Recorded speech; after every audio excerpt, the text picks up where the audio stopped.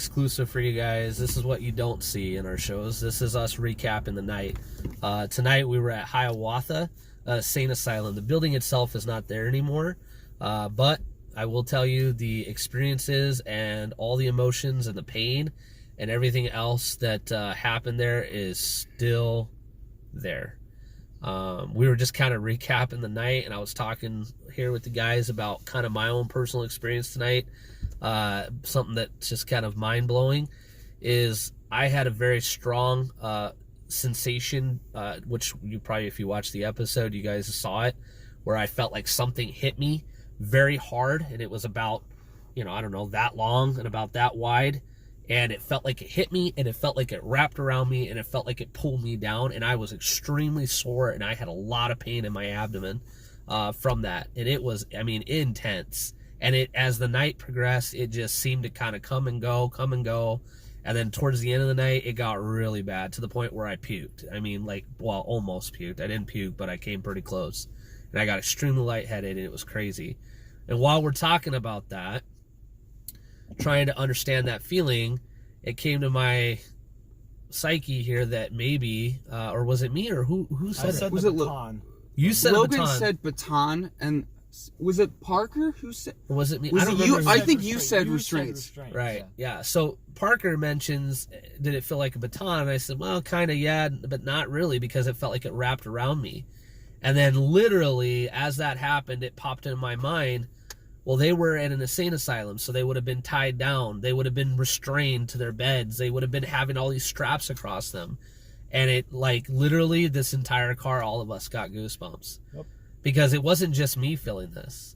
These guys had the same feelings. They had the same hits in the stomach, the same feeling of getting nauseous. It was an intense...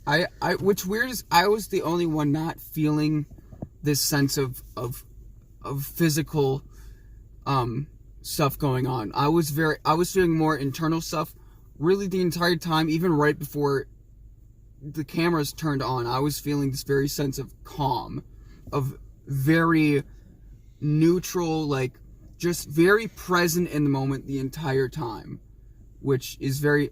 I'm not saying that's a strange feeling. I'm just saying for what we were doing and just in the space, it felt very meditative is the best way to put it. I was in a constant state of presence, meditative headspace, flow, this.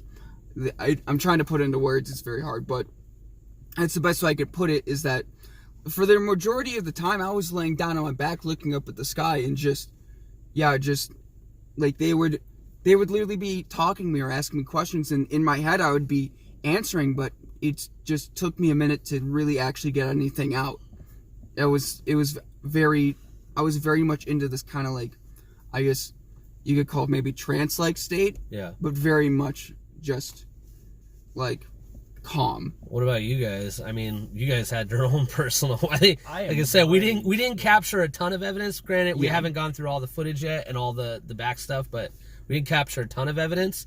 But man, on a whole different level, spiritually wise and physically, we captured stuff that I'm sorry, guys. There's no way for me possibly to convey this through a video, but you had to have been there to understand it. I know you guys believe in us and you trust us. We're as honest can be. We are not a fabricating type team. I don't believe in trying to get 1 million views just so that way to make you scared. I'd rather be honest and say, you know what, we didn't capture a ton of stuff tonight, but man, what we emotionally and spiritually had happen far surpasses anything we could have ever gotten on camera or documented. But you guys would tell them what you think, what you had. I'm drained. It was changing. It was the whole time you could feel that something was present. There was something there, but like Josh said, no feelings towards it. It was neutral. It didn't mean us any harm. We didn't mean any harm. That kind of stuff. And then you get to the point where you actually sit down, you had your session, and we were all sitting there, and you get really emotional, really quick, and then it passes. And then it's hard to explain. It really is. I can't really put it to words. Yeah. I know, right? We're trying to help it the was audience all- understand, but I think they get it. But It yeah. was, I guess right away, walking into that area, just that closed off area, I mentioned to you. Yeah, when we got there, because I we got said there late, we had to go. We went to go shoot the B-roll footage of the historical marker, and then we met up with them. But Yeah, I mentioned to Jonathan how when I walked in there, I just felt this sorrow. I felt this guilt walking through that, and I just felt this emotional pain just run through my body. And for me personally, it sucked. I mean, I'm just gonna be be frank. honest. I mean, let's call it what it is. It sucked just to feel what possibly could have been what they felt.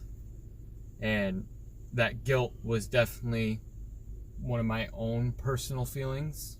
Nothing else that really set me off to do that. Well, it's It was funny all because the you other asked ones. us if any of us felt guilt, and we weren't. Not like the rest of us weren't really feeling guilt. We were feeling our own stuff at that moment, in he different was the various first times. one to interact too. Who? He was. Parker? Yeah. Oh, I didn't know that. What? Because He I brought was out- the, remember he brought out the meters and then started walking the perimeter. because I Oh, that's right. Yeah, before 'cause we you even guys- went in. I don't know any of before this. You guys were before you doing all got, that. yeah. I went up to that fence and I felt something right away. So I pulled out a K2 meter and a millimeter, and right away I was getting.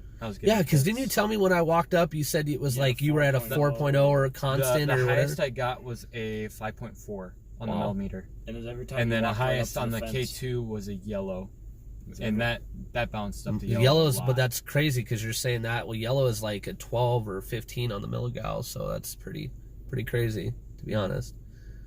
Well, I'll tell you what, guys. One of the biggest things too that we got out of this experience, I mean, it's education, man. I mean, at the end of the day, like we're telling you guys the story of Hiawatha, and a lot of people wouldn't even know that. Did you know that Hiawatha was the very first insane asylum for Native Americans that was done by the federal government? To give these guys a place that they felt that they needed to be because they were mentally unstable, only to find out after being investigated that they weren't. That's just horrible, man. I mean, They were sent there because it was like a death camp. Is basically what it was. They were literally sent there to die. To die. It's a death camp. Yeah, because they weren't. they didn't conform. They didn't conform to the idea, to the ideas of the people there. I guess the white man, or the ideas of Christianity. And I want to be honest with you guys. Like, I have a lot of pent up kind of personal like issues with the fact of where this is located on this golf course. And the thing is like, it, you want to be mad, but like those people there, I mean, they're playing golf. It is what it is, right? Whether or not they care as much as we care about the situation, they should. I'll be honest, they should, but they don't. You gotta remember is that Also, but I'm not going to trash the golf course. I'm not going to trash the area. It's just that's not the type of people we are. I mean, it angers me. It definitely. I'm going to be honest. If somebody sees this that is part of that area and they get upset, I'm sorry. But let's be honest. I mean, you have something that is of sacredness in an area that it shouldn't be. And I mean, guys, I'm a golfer. Okay, the fun fact about me, you don't know. I used to play professional golf, okay? And where this is located, and I don't know, I think we talked about this maybe a little bit on the show, but in case it doesn't make the show, where this is located is at a dog leg. So a dog leg is where the fairway makes a hard right, okay? And at the corner of the dog leg, yeah, I'm going to tell them. So they don't know. Maybe they don't play golf. They don't know. At the corner of the dog leg is where this cemetery is. Well, 85% of golfers hit a slice. So that means the ball spins from left to right, which means when off the tee box, which is where golfers tee off, that ball is going right towards this cemetery. And while we were there, probably almost every golf shot that we saw, which we saw a lot, guess where it ended up? Right by us or in us. So all day long, think about it, all day long, every day, golf shots are getting hit into this cemetery. And whether or not the people are respecting it by not playing shots out of it, it doesn't even matter. Irregardless of whether or not they're abiding by the rules or not, it shouldn't be there. Period. How is anybody supposed to sleep in peace, especially Native Americans, that, it's very important about their journey. and they're just getting disrupted every day. Every day by these golfers. The thing I want to add, when you were talking about the golfers, you know, they're, you know, you got to understand that maybe some of these golfers may not even know about this at all. Disrespect. They're not. You know, they might come across this and go, "Oh, what's this?" Yeah, they're just golfing. And that's the sad part, is no one knows, or nobody cares to know. Like, I didn't see one person. Did you notice that anybody? They didn't even like. Did they ask you guys what we were doing? No. They're just a bunch of weird guys standing by some rock in their mind. Yeah. In the middle of their golf course, right? Equipment. And so the thing about it for me is like the one guy that really made me upset, and I hope we caught it on video, he literally urinated on a tree right next to the cemetery, guys. I purposely didn't camera him because... Seriously, like, that happened, okay? Like, legit happened. And we had another golf ball that flew right into the area where we were at, which we put in the show. You guys saw that. Guys, like, it's just not right. Like, I don't care who you are, it's not right. Like, it's just is what it is. It goes back to respect and respecting, you know, when people pass. And I'm getting emotional about it. Just think about it, because it's frustrating. It really is. It's frustrating to see this kind of stuff happening. I would not want my loved ones to have to deal with that. Would you guys? Nope. No, not at all. So hopefully things will change, but I doubt it. I mean, it is what it is. You can't move a golf course, okay? And I'll be honest with you guys, this isn't just unique to here. You better start turning around and thinking about, like, if you're watching this, think about where you live. Start inspecting those things, you know. Ask those questions. Peel that onion, you know. Find out, why is that here? You know, is development taking over? Is that more priority than history and preserving land and all that stuff? Like, we got to at some point take care of the past and respect what was here before us, or else why are we even here, right? So, anything else you guys want to close out with? No. Other than I'm extremely freaking tired. Yep. Yeah, one thing we're all feeling. All on the same page. We're Shannon couldn't even make it for this. He had to go. Yeah.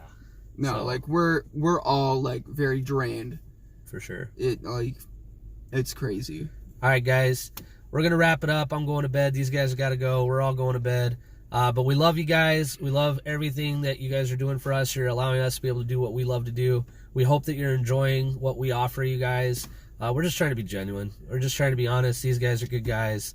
I wouldn't keep them on our team if they weren't, and we can't wait to bring you guys more investigations. So stay tuned.